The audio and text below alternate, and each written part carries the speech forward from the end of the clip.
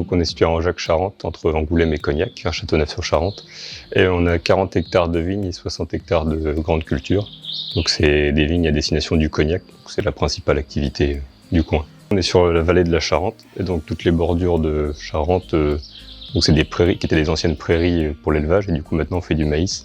Et après il y a des terres qui servent pour planter de la vigne à plus long terme. Donc en attendant on fait des cultures diverses. J'ai fait un bac STAV à l'oisellerie, option production, et après un BTS viticulture œnologie, aussi à l'oisellerie. Et donc après, par la SAFER, il y avait une exploitation qui se vendait en la même année où je finissais mon examen. Par la SAFER, on a une partie des aides pour tout ce qui est frais de notaire. Et après, à la banque, on a des taux qui sont plus intéressants pour les JA sur l'installation, sur toute la partie foncière, etc. Après, le Crédit Agricole, c'est la première banque que j'avais sollicitée et qui ont répondu favorablement et qui m'ont accompagné justement dans le projet.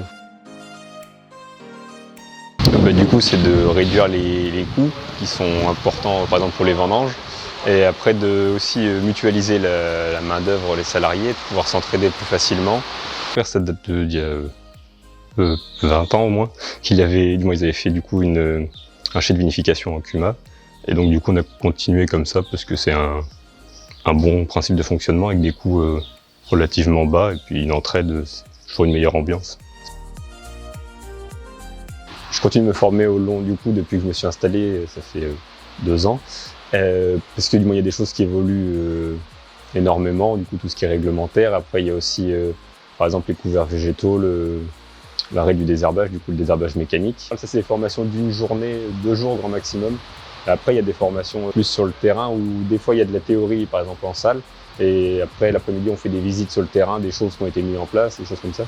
C'était des journées comme ça, d'une journée, nous, avec des agronomes, par exemple, sur les couverts végétaux qui ont été réalisés.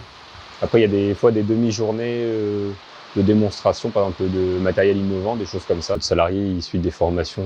Pendant longtemps, il a eu une formation de taille. Du coup, il était, entre guillemets, content de pouvoir améliorer son travail, et nous aussi, puisque du coup, il fait un meilleur travail, il va plus vite, etc. Donc, c'est donnant-donnant. Après, il y a des grosses formations sur 2-3 jours, après, là, qui sont gérées par Ocasia. Enfin, on peut se former tout au long de sa vie professionnelle en quelque sorte. C'est important d'être entre guillemets à jour parce que ça évolue tous les jours. C'est un peu une passion, on va dire. J'ai toujours aimé ce métier. Après, quand ça a été plus concret, il n'y a pas eu de frein particulier.